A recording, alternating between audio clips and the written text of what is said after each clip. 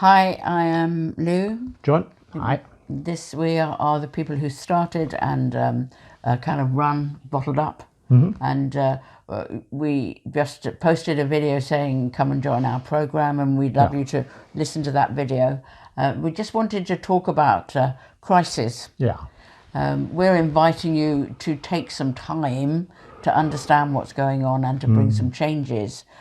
But you might have arrived at this website seeing the word crisis and punched the button. And we are very aware. Now, we're in the UK. Yep. I suspect it's true wherever you are that because people are on lockdown, there's been a huge increase in drinking, hasn't there? Do you know what the stats are, the latest stats? It's between 20 and 25% rise in drinking and something rather similar in domestic abuse.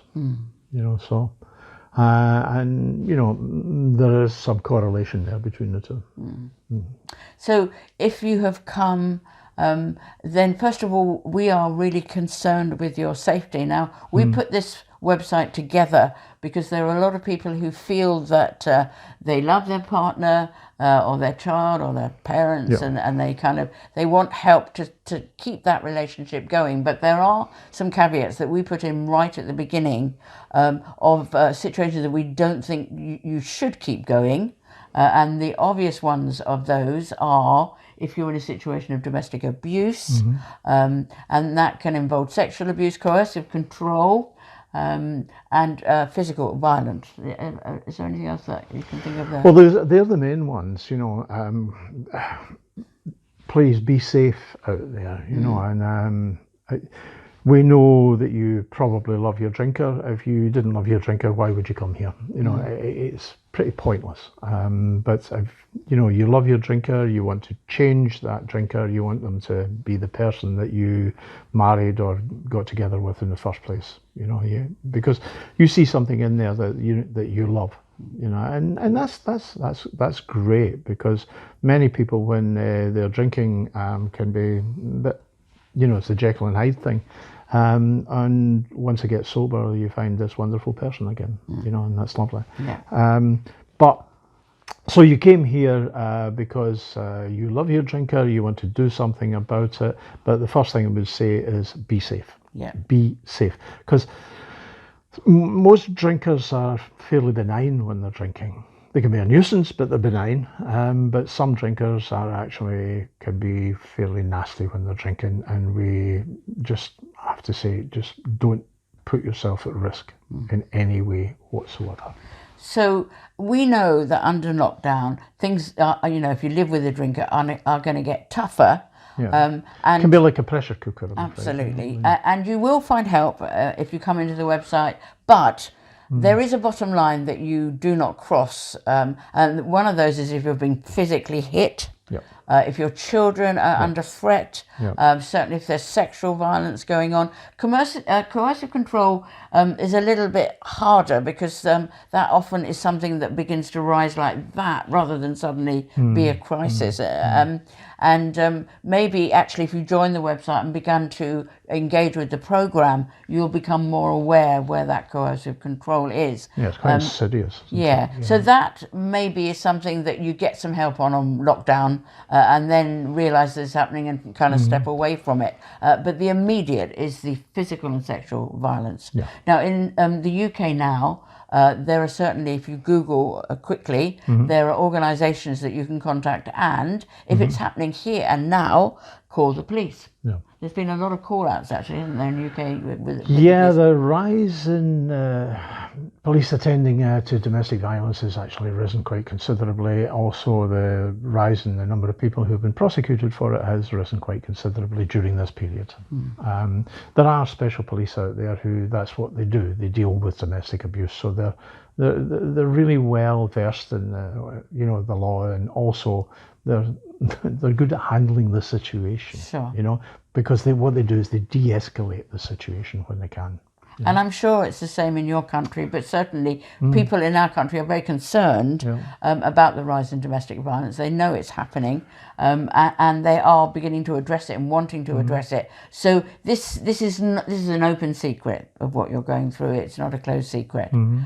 Even if you don't feel that you can reach out to something like that, reach out to a friend. Make sure somebody knows what's going on. Identify a place of safety. Yeah. First of all, there's just been a news article a couple of days ago that Boots the Chemist, if you're in the UK, will actually allow you to go in and go into their consulting rooms as a place of safety to phone the police. So that's something. So identify somewhere you can go if you are being assaulted, if you're being sexually abused, if you're being, physically abused. Find somewhere that you can go, whether it be a friend, whether it be an agency, whatever. And join us. Come and join us. Don't be alone. This is something you can do online. We have a forum we have countries all over the world. So if you don't know what to do, come post on the forum. Say if there's anybody out there from such and such a place, things are really getting hard here.